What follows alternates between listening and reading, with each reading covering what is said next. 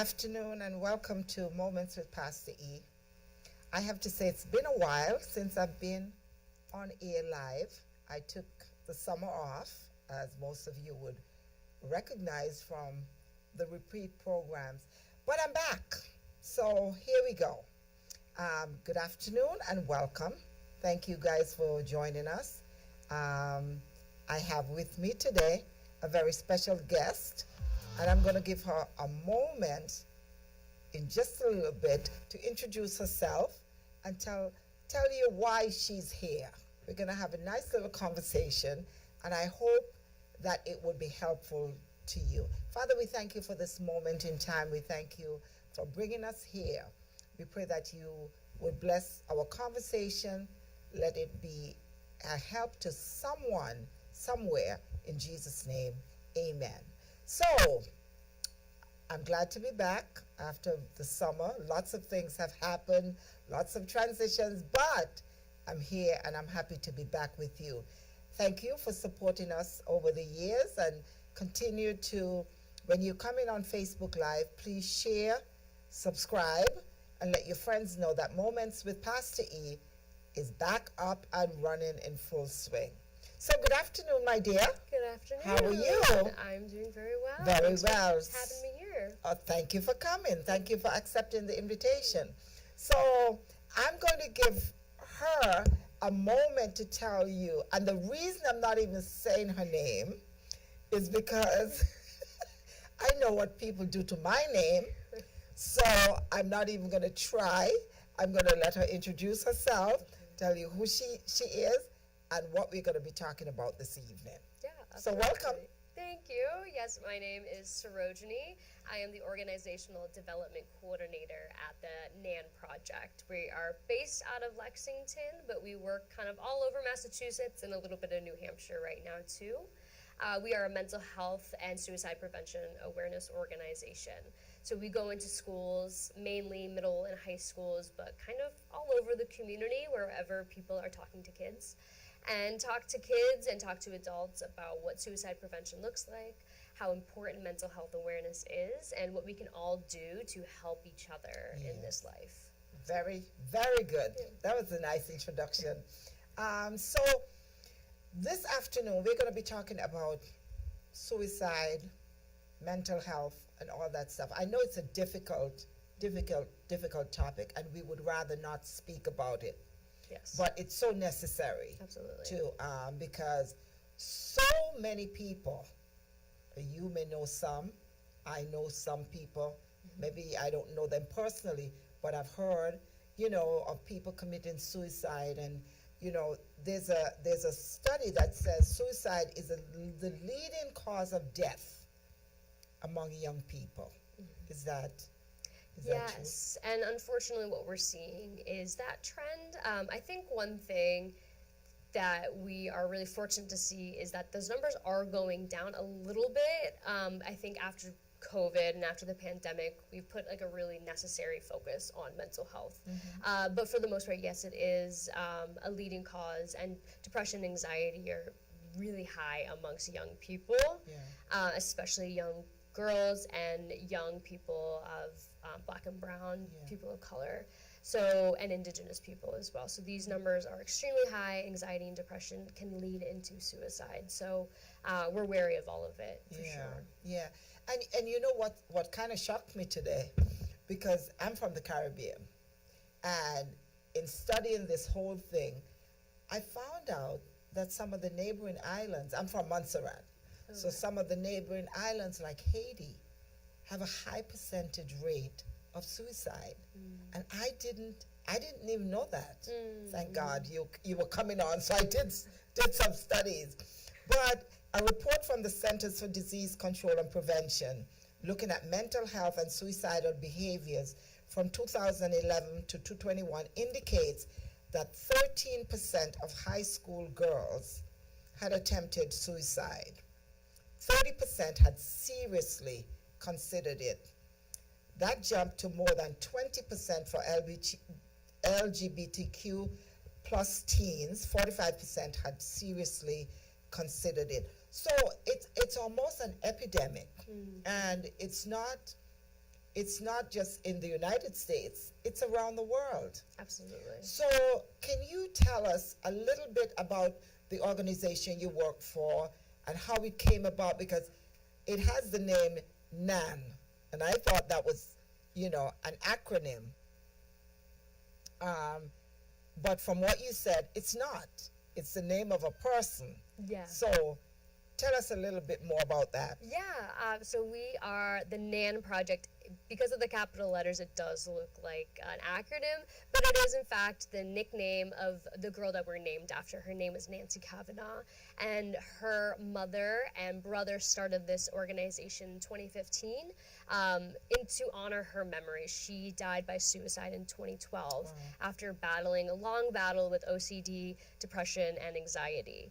And she was diagnosed with this at about 14 years old. And how old was she when she died? She was 24. Okay. So she had battled this for a long time, and when she passed, I think it was a really big shock to the family, and they knew what was going on in her life. They knew about these diagnoses, but you never think suicide until it happens to you. Exactly. One thing that I know the founder, Ellen Dalton, says often is it was the stigma that killed her daughter. It wasn't just the disease itself, it wasn't the illnesses, it was the fact that the stigma around mental health and mental illness is so strong and so negative that her daughter hid what was going on and hid how she felt because she wanted people to she wanted to project she's fine. Like she was fine. Yeah, and it's okay and she can handle it. But she was battling those things for so long, and that emotional pain just took over, and unfortunately she did end her own life.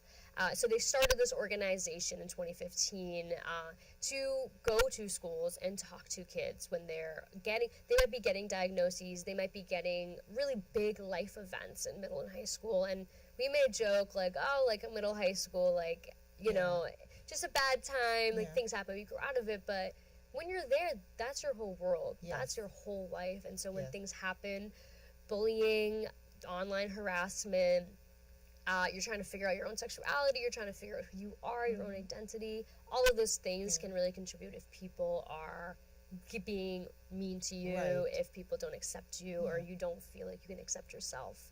And the thing we put on our younger people, or even older people, we say, oh, get over it.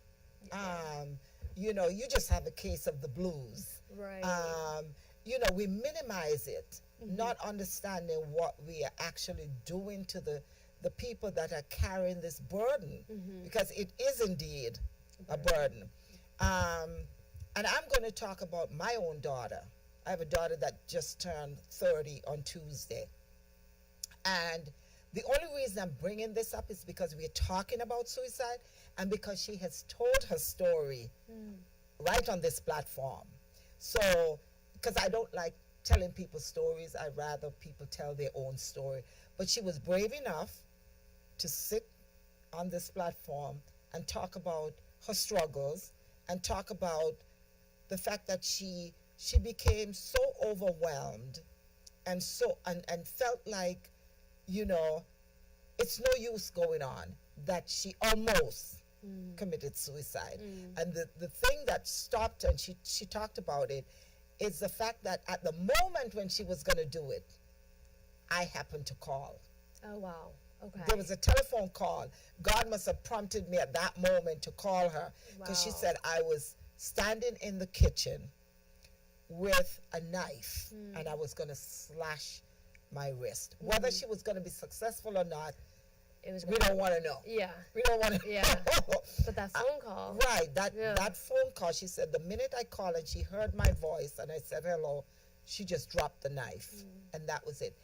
And I want you to speak to this, because here we are as parents. We didn't know what her struggles were. We didn't have any signs that she was struggling. Isn't that really possible? Well, so the thing that we always say is that there are always signs that someone is struggling with depression, anxiety, or suicidal ideation. Right. It's just that we are not trained to see that. Okay. Or we turn to the thought of, oh, it's just one thing. Yes. You can get over it, or there's an easy solution to that problem. Right. You're just going to do that. But the thing is with suicidal ideation and depression, anxiety, it takes over your brain and it makes you think that you are a burden. There's no hope. Yeah. It's helpless. And the only solution is suicide. And so it really is a permanent solution to oftentimes temporary problems or problems that can be alleviated with the help of a community, with the help of a friend. But unfortunately, we don't get taught these in schools. Right. We don't really talk about mental health. I mean, even just growing up for me, like, talking about mental health was really quite a foreign topic. Did you grow up here? I grew up in Canton. Yeah, I Okay. went to Canton Public Schools, and great schools. Yeah. However, mental health just as a whole in our society is really oftentimes It's taboo. It's really taboo, and just saying like suicide often was like the S word. Like, you don't talk about Yeah. it. If you say suicide, that puts the idea in someone's head. But what we know now from a lot of research is that that's a myth. Talking about suicide very, very often prevents suicide, because then we allow space for the conversation. We say the word, and it just takes away that like that moment of, oh no, we don't talk about it. Once we put it in the room, let's talk about it. Let's break down what that means and how that reflects in that person's life. And it's amazing. You see people and they look all put together and doing well, and you know, you think everything is fine with them until somebody breaks that conversation. Then people feel comfortable to talk about their own issues. Exactly. And if we're not willing to confront, we can't conquer. A Yes. friend of mine gave us that topic one time to speak on, and I thought it was so amazing. It just opened up a whole new world. Like, we could be hiding so much stuff, but unless we are honest enough to face it, we'll never conquer it. Absolutely. In my own life, I had to do that. Yeah. Like, facing things head on and not like stuffing it down. But, you know, like you said, no one taught us. Right. You know, or people take it for granted that, oh, you're overreacting. You're just having a bad day. Right. You know, this. And then I found out from my daughter, I just found out 2 years ago. Wow. Yeah. She's now 30. I just found out 2 years ago what was happening. And she said, you know, I said, well, what brought you to that point? And she talked about being bullied and was just done with it, was just over the bullying and the, you know, and trying to figure out, trying to, you know, find her own way in the world, you know, because she was an only child. I could call her an only child because her older sister is 16 years older. Right, so she was really growing up alone. She was for the growing most up part. alone. Yeah, You know for what I sure, mean? for sure. And, you know, by the time she got to an age that she could talk to her sister, she's off to college. Yeah. You know what I mean? She's doing her own thing. Right, Yeah. exactly. So now she is left alone here, you know, and like you said, we are not trained to see these things. Yeah, you may see them having a bad day or whatever, but does that tell you that they're depressed? Well, I think one thing about depression that kind of sets it apart from just general sadness is it lasts a long time, or it just keeps coming back, and you can't fully identify where it's coming from. It might be, there might be the trigger moment of getting bullied at school or getting really bad news, getting fired from a job, and these are all things that we call risk factors. Tons of risk factors, a history of abuse, of drug addiction, family abuse, traumatic life events coming up, if there is a serious war going on, if a family member dies, or a history of suicide as well. So a lot of different risk factors can go into that. So that kind of sets it apart from like the general sadness, because everyone feels that way. Has the case And of even the like blues. it's October rolling into winter time, I hate it. Seasonal effects. Exactly. Like that is hits a lot of people. Yes. However, if so many people are affected by it, we need to talk about it. We all have some sort of personal touch to that. So being able to talk about it is key. And I think the best part of my job is I work with peer mentors. So the biggest part of our program is going into the schools and telling our own stories. So do you go to the schools? Where Yeah. exactly do you go? Yeah, so we started off on the North Shore. Yeah. Because they were from the North Shore. So we Right. started in Lexington. That's where our office is, and then we go to truly so many different schools. You go Lawrence, Lowell. We went all the way to Springfield at an elementary school out there. We're starting off in Quincy this year, Oh, in nice. Plymouth. We were just at one of the Plymouth middle schools on Tuesday. We're all the way up in Gloucester and some of the Y's, Boys and Girls Clubs, youth drop-in centers like U Forward in Lawrence, kind of all over the place. Yes. Any thought of coming to the Boston area, the Yeah. Boston proper area? Because Oh, yeah. I'm going to advocate for that because I live in the neighborhood. I live in Dorchester. So any thought of Yeah, you know, 'cause- we really will go anywhere. Yeah. Those are just places where we have contacts. We're able Yeah. to get grants because we're a nonprofit, so we're Okay. really run by grants. So we go where we're able to, but we want to go everywhere. We're starting in New Hampshire as well because we have some contacts up there. Right. But we're willing, able, ready to go to any corner of Massachusetts that people want us to come. And we bring our peer mentors in. So I'll go in.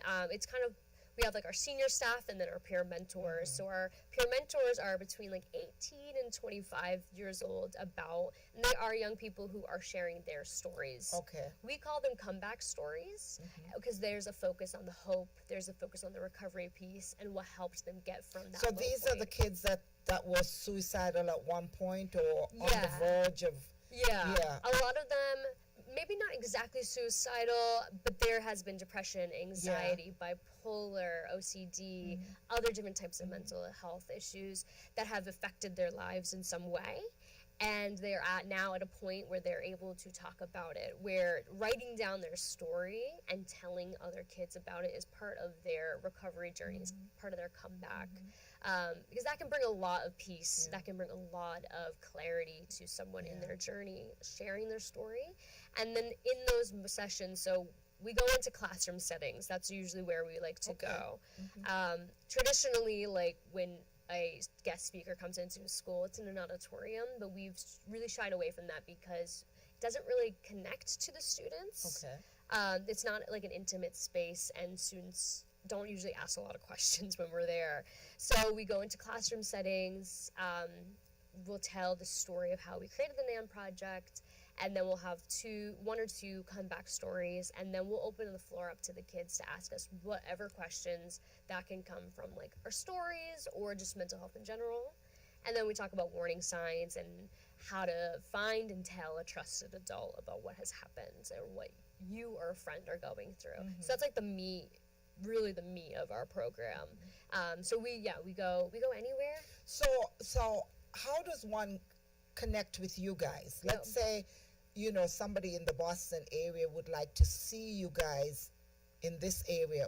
How does that all get pulled together? Yeah, great question. So if you go to the nanproject.org, that is our website, and on there there's like a get connected. Okay. And you can fill out, just tell us a little bit about like the group or the school that you want to bring us into. We can do after school programs if there's a parent group, because we do have like professional development and parent conversations that we lead as well, talking about mental health 101 really.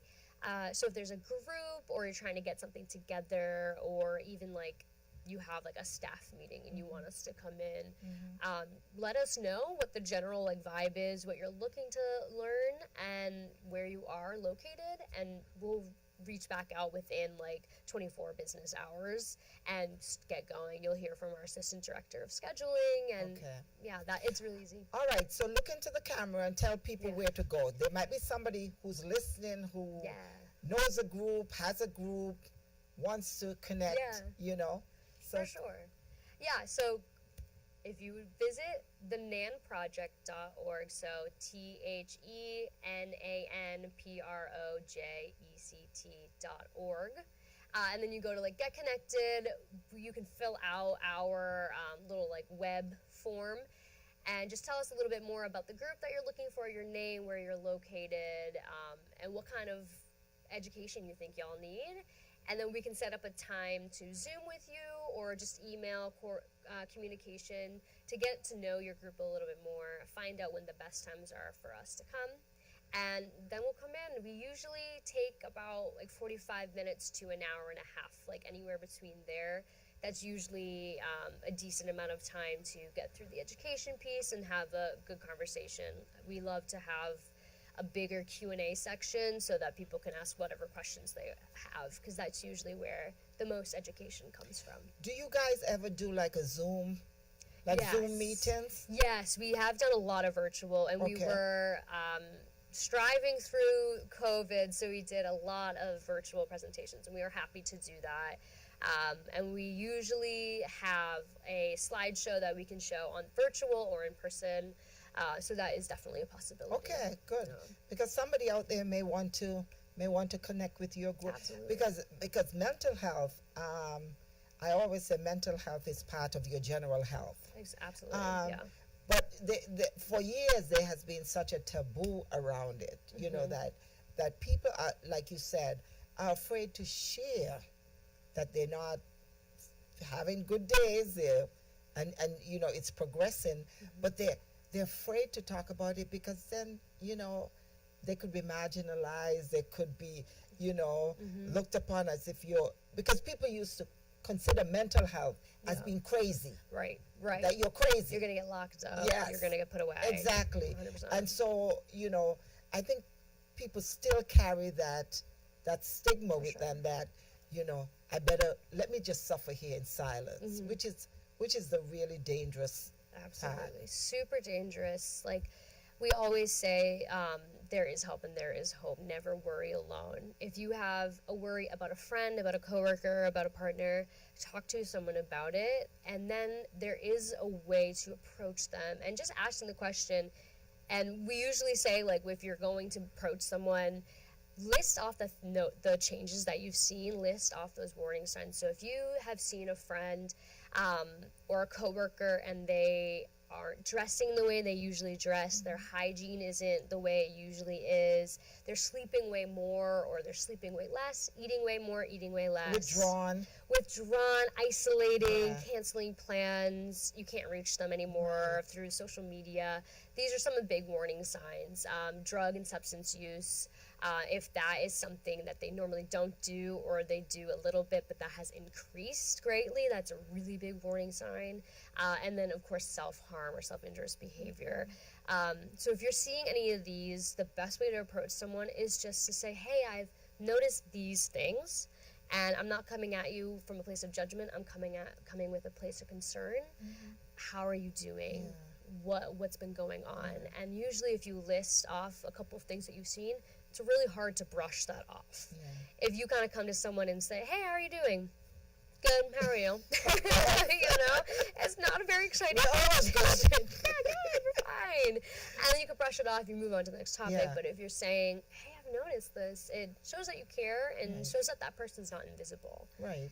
Someone is seeing them and cares that they are not doing well. And they're more apt to open up to you when you approach them from that very sensitive point, as opposed to being judgmental. Because we as human beings, we know how to be judgmental. You know? We're pretty good at it. More than being sensitive, you know, and you know, I mean, it's so frightening because, you know, I always think about this girl, and she was on the news. You must have heard about her, that jumped from the 49th floor of her building in New York. I vaguely remember. She was a prominent attorney. She was on Extra, that show Extra, and I used to admire her because she had the nicest head of hair. You know, she had curly, long spiral, and she was always nicely put together. Her makeup was flawless. Everything was flawless. And just one Sunday morning, I think it was late last year, she suffered from mental health issues. But she looked like the picture of health and happiness. Absolutely, And one Sunday morning, she just jumped off the 49th floor and she was gone. And the very frightening thing about it was Billy Bush, who works on Extra, called her mother and said, did we miss something? Because she was the life of the party. Yeah. She came in like a ball of sunshine every day, Yeah. well put together, nothing missing, nothing broken. She was always like, and they were like, we've never seen her having a bad day. She covered it up. Yes. Yeah. So did we miss something? Well, the mom said, no, you didn't. Because I talked to her just about every day. Of course, mom knew that she had mental health issues and she was working on them. Yeah. But she said, no, I talked to her every single day. And not one day did I thought she was slipping into deep depression or, and there was nothing that I thought was unusual. Right. Yeah. It didn't look the way No. we think depression Right. looks.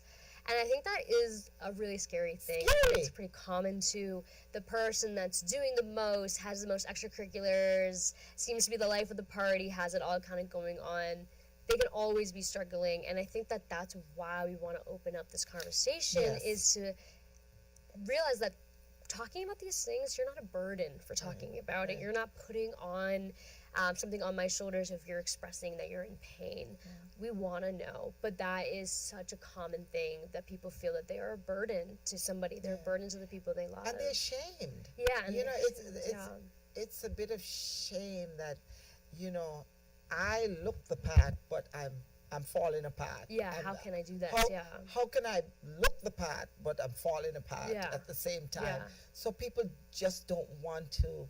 So speak into the camera and speak to somebody who may be going through some bouts of not just the blues, but, you know, feeling like, you know, I really can't do this. I speak to somebody about that. Like, Yeah. what do we do?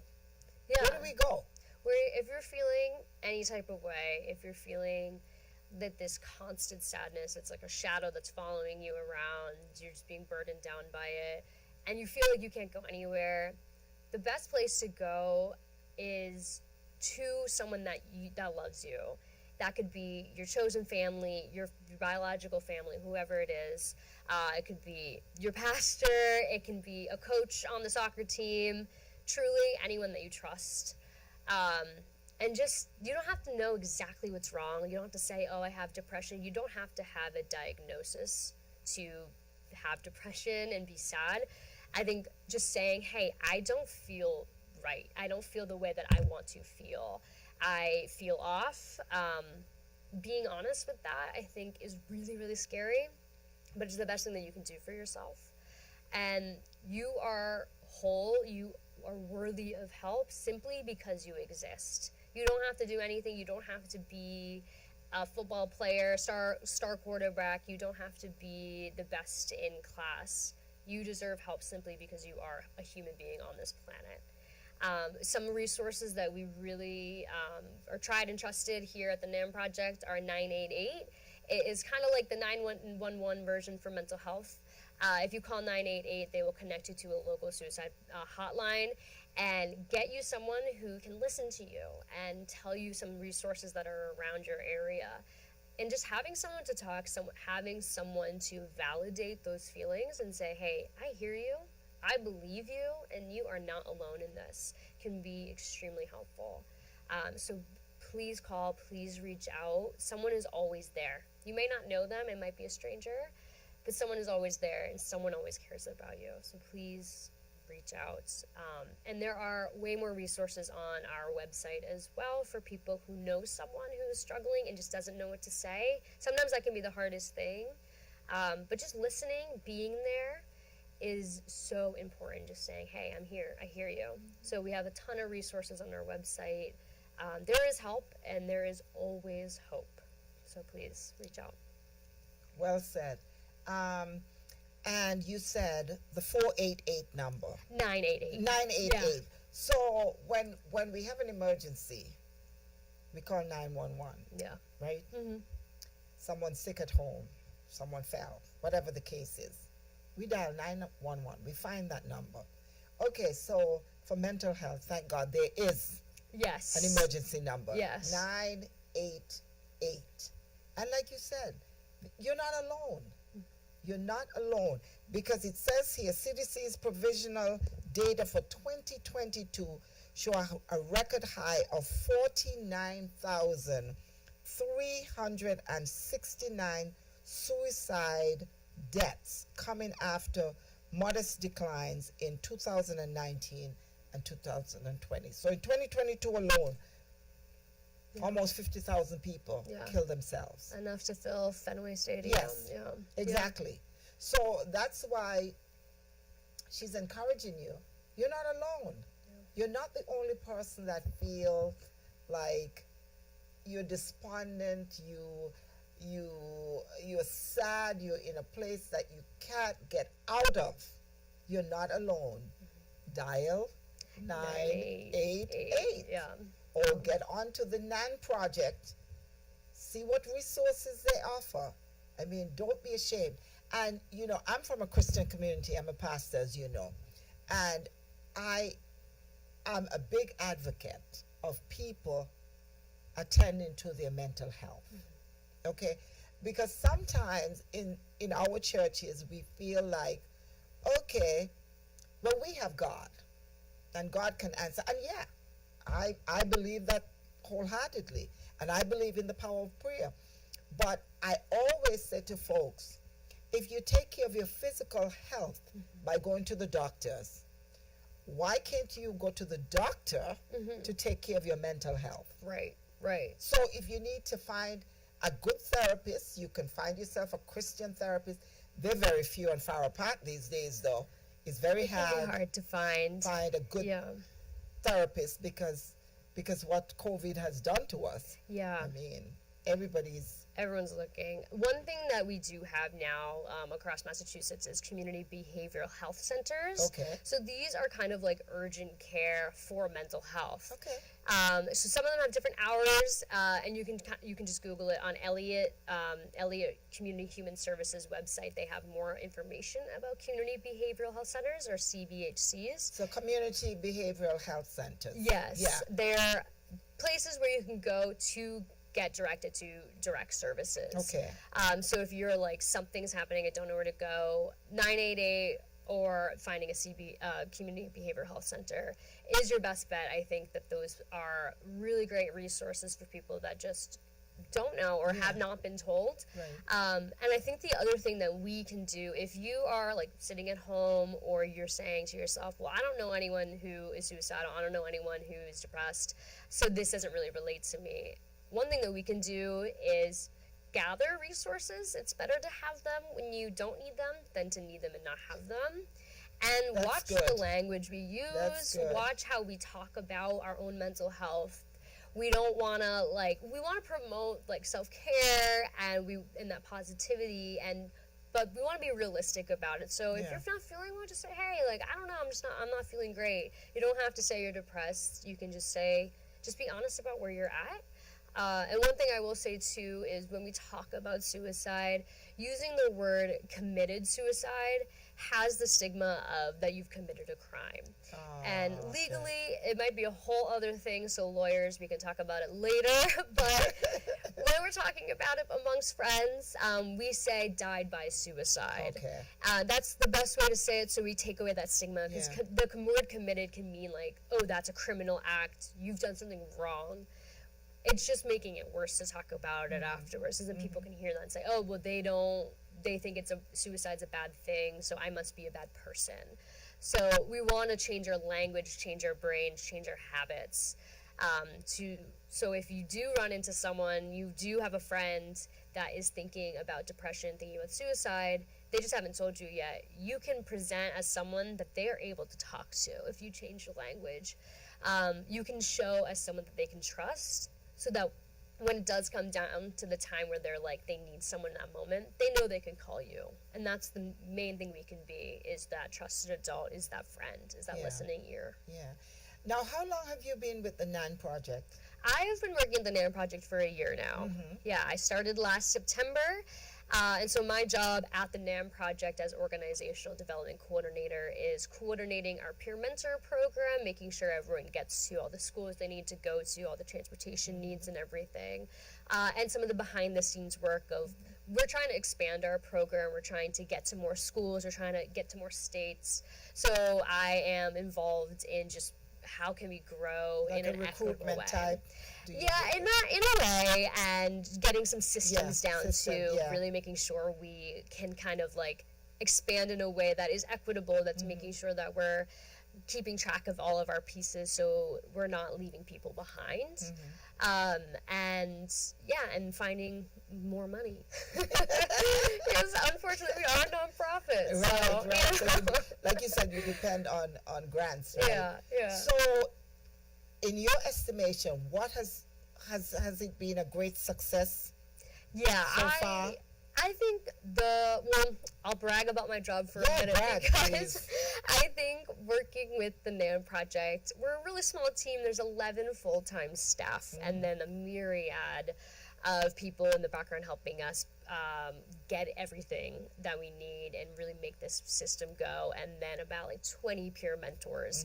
And it is a full train of people, and everyone does their part to work on it. And something I've really benefited from in this work environment is that we are able to talk about mental health. So when I am really not doing well, they say, you know what, work a half day or take today off and then you can do the rest of this tomorrow.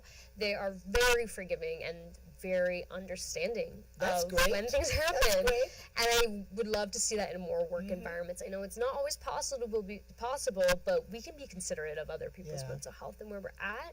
And we're talking about really heavy things all the time. So I have just been really lucky to find this job and do this work with these people. So that's where I've been. Hopefully I'm there for a lot longer. Well, it seems like you're very passionate about what you do. Yeah, I like to do. Now, the success rate among the schools that you have gone to, Yeah. have you seen like a decline in, behaviors and? Yeah, that I stuff? think overall in Massachusetts we have been seeing that these programs do work. Okay. And for us too, we have seen that when we go into schools, the students can take away something. Like they know, okay, this is an action step that I can take. This is how I can be a good friend. And there's been oftentimes where we've gone back to a school after about a year of not being there, and a student will come up to us and say, hey, you guys are the NAM project. After this after you guys spoke to us, I went and spoke to my mom. And I did this, and we get like a lot of thank you notes from students too. That's amazing. So there are a lot of success stories Yeah. where people are hearing us, even if it's like the quietest kid in the back of the room, or even the kid that looks like they're on their phone or doodling or goofing off. That's just their way of coping Yeah. with this intense topic, and we don't take it personally, Yeah. and we don't know what they're taking away. Because So. it is intense. It When you're is, talking it to is. high school kids about mental health. Yeah, As adults, we don't want to hear it. exactly. Never mind these kids Yeah. that are already having a hard time in life, and now No.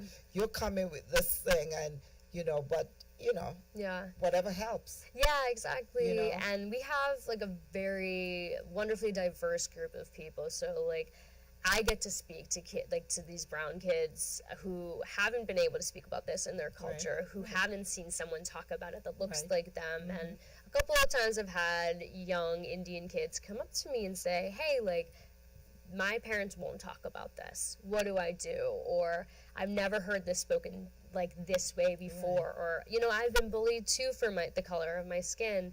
And just having that one connection can change a kid's world. And so that's all we hope to be. Yeah. And we go into schools every day just saying we're going to do our best. That's awesome because, a lot of these high school kids are dealing with so much stuff. I did not even recognize that up until lately that, some of these kids that are going to high school, they're living in shelters.